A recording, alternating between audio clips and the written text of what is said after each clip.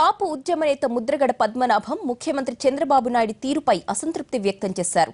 బాబు హామీలను నమ్మి దీక్ష విరమించానని, అయితే ఇప్పుడు అవి అమలుకు మాత్రం నోచుకోవడం లేదని విమర్శించారు.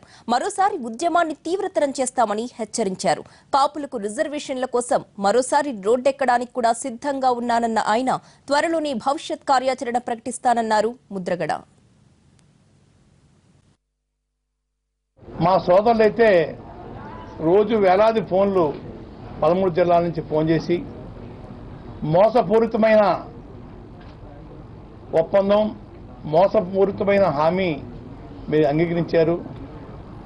మా పేదవాళ్ళకి, ఆకలి కేకేసిన వాళ్ళకి లోన్లు ఇచ్చే పరిస్థితి లేదు, ఇంట్లో కూర్చున్న వాళ్ళకి లోన్లు ఇస్తా ఉన్నారు, ఇది అన్యాయం అని చెప్పేసి గొగ్గలు పెడతా ఉన్నారు. జన్మభూమి కమిటీ అని, గ్రామాల్లో పెద్దల కమిటీ అని వాళ్ళ ముందు ఈ అప్లికేషన్ పెట్టి వారు అనుమతి తీసుకుంటా ఉన్నారు.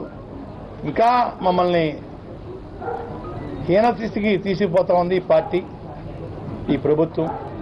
కాబట్టి వెంటనే మీరు ఉద్యమించాలని చెప్పేసి ఎంతోమంది చెప్తా ఉన్నారు.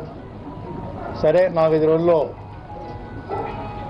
ఇంపార్టెంట్ పర్సన్స్ అందరూ మీట్ అయ్యి ఏ రకమైన కార్యాచరణ తీసుకోవాలా అని ఆలోచన చేసి ముఖ్యమంత్రి గారిని రోడ్డు ఎక్కించొద్దన్నాం. మళ్ళా రోడ్డు ఎక్కమనే వారు ఇండికేషన్ అని నేను భావిస్తూ ఉన్నాను. జాతి కోసం రోడ్డు ఎక్కడానికి ఎక్కడా సంశయించను. ఏం చేతంటే నా జీవితం ఈ కాపు జాతికి అంకితం అని చెప్పేసి నేను చెప్పుకోవడం జరిగింది.